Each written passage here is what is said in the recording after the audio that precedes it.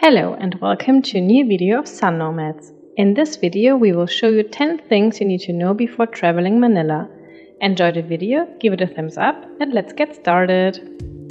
Manila is located in a huge metropolitan region and borders many large cities such as Quezon City or Makati.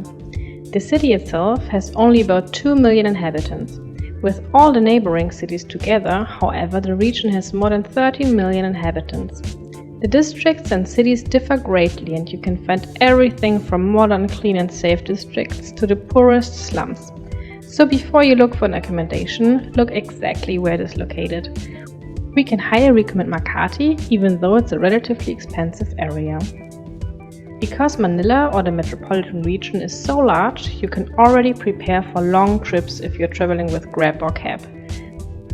This is especially true during rush hours when the city is in traffic chaos. If it's raining on top of that, a ride can sometimes take forever, depending on the area. Be prepared for this and check the weather during the rainy season.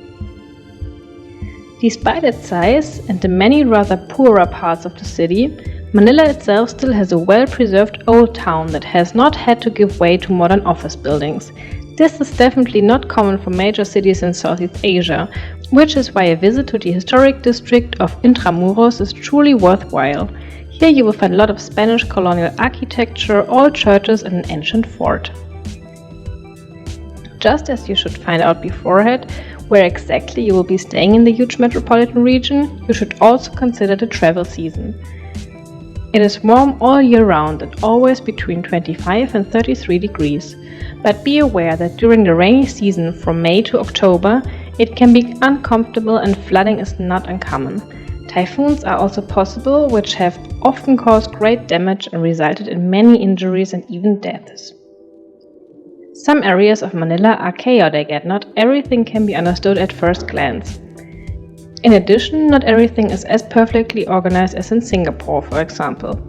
However, you don't have to worry about not being able to find your way around the city because the people in the Philippines and also in Manila are extremely helpful and friendly and most of them speak English quite well.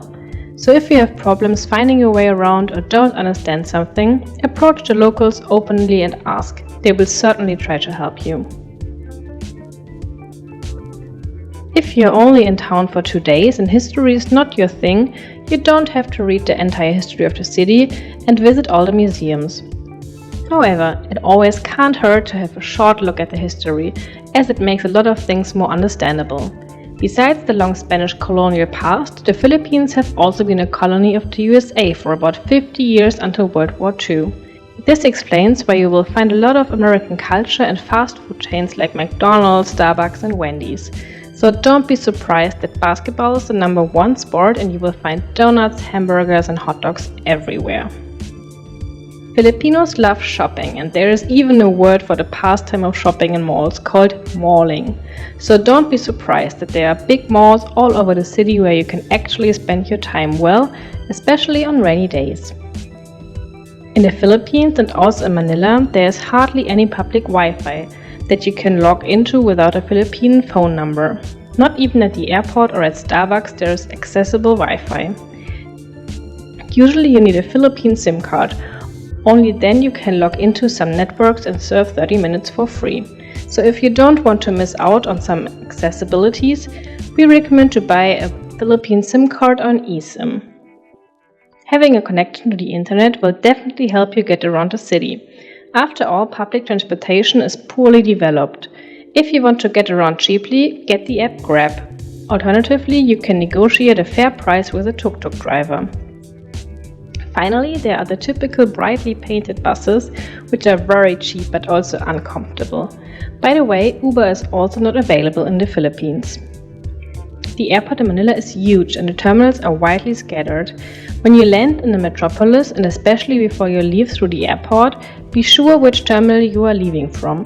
If your Grab driver takes you to the wrong terminal, it can take up to 30 minutes or more to get to the other terminal, even though the terminals share the same runway. This is also important for transit flights as you can easily miss your onward flight. If you pay attention to all these things, you can have a great time in Manila. Thanks for watching, check out our other videos and don't forget to subscribe. See you!